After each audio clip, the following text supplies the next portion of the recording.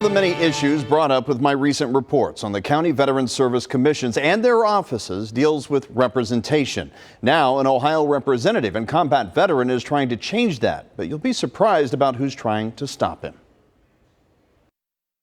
The younger veterans we don't have a voice in any of the decisions that are made that affect us. Stephen Standiford is a 100% disabled veteran and doesn't think the current Veteran Commission in Hamilton County represents post-9/11 veterans. I think there's definitely a time for change. I think it's that generational disconnect. When I spoke to Hamilton County Veterans Service Commission member at large, Bill Fraley, he called the situation a generational gap. Maybe it needs to be looked at and tweaked and changed for the betterment of everybody in this particular era.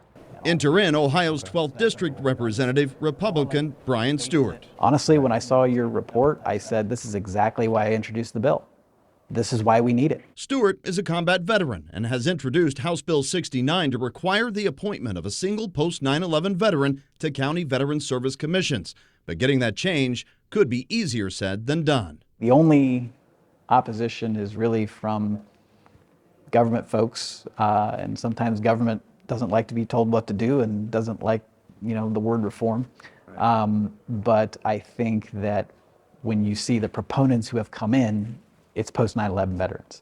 It's young people who are going to school, who are starting families, who have, started new careers and said, I'd like to be on a Veterans Service Commission. Ohio Revised Code says these military service organizations are responsible for nominating members to the board.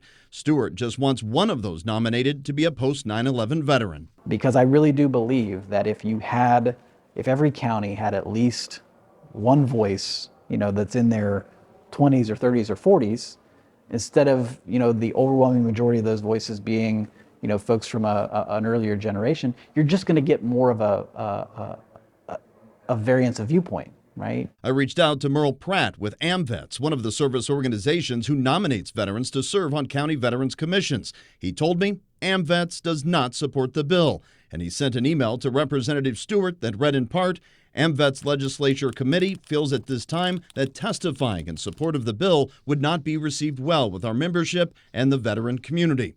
I also received an email from attorney Michael Moses, who represents the Ohio State Association of Veterans Service Commissioners, as well as the Ohio State Association of County Veterans Service Officers. He says neither group supports House Bill 69. It's interesting because the opponents will say, well, we've hired veterans service officers to serve that are from the post-9/11 generation. I think that's good, but those aren't the people making the decisions about where money is going to go.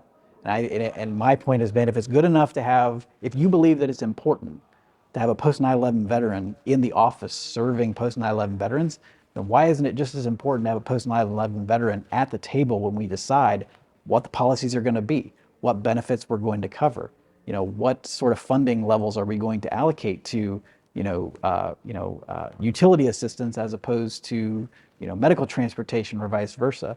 Those are the kind of things that I think a post-9/11 veteran brings to the table that's important.